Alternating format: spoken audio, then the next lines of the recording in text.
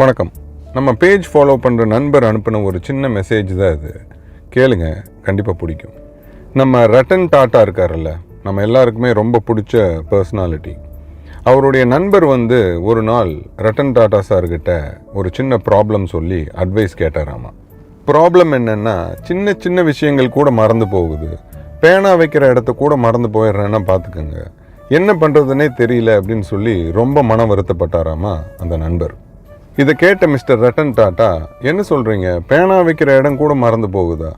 அப்படின்னா ரொம்ப எக்ஸ்பென்சிவான பேனாவாக வாங்கி வைங்க, எல்லாம் சரியாயிரும் அப்படின்னு ஒரு ஜோக் மாதிரி சொல்கிறாரு. அந்த ஜோக்கை சீரியஸாக எடுத்த நண்பர் 22 கேரட்டில் தங்க பேனா வாங்கி வச்சுக்கிட்டாரு. ஒரு 6 மாதம் விட்டு அந்த நண்பரை ஒரு பார்ட்டியில் சந்திக்கிறாரு நம்ம ரட்டன் டாட்டா. எப்படி இருக்குது உங்கள் பேனா மறதி இப்போது அப்படின்னு விசாரித்தார்.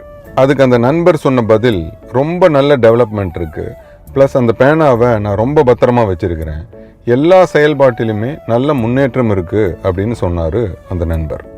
தொழில், வாழ்க்கை, உறவுகள், மற்ற கடமைகள் எல்லாத்தையுமே நாம் மதிப்பாக உணரும் போது ஒவ்வொன்றையும் நாம் கவனமாக பத்திரமாக பார்த்துக்குவோம் அப்படிங்கிற வாழ்க்கை தத்துவத்தை தன் நண்பருக்கு மென்மையாக சொல்லி புரிய வச்சார் நம்ம ரட்டன் டாட்டா.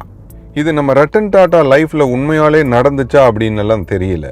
ஆனால் இந்த பதிவுலேருந்து நமக்கு கிடைக்கக்கூடிய மாரல், நம்ம வாழ்க்கையில் நாம் கூட பயணிக்கிற உறவுகளை நாம் எவ்வளவு மதிப்பாக உணரணும், எவ்வளவு கவனமாக பார்த்துக்கணும் அப்படிங்கிறது தான்.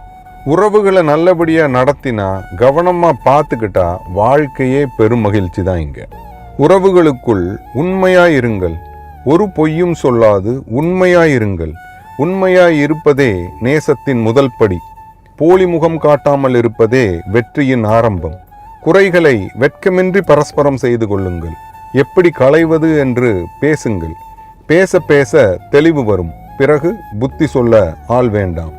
ஒரு விஷயம் நிச்சயம், உறவுகளுக்குள்ள உண்மை வேறடி உண்மை வேண்டும்.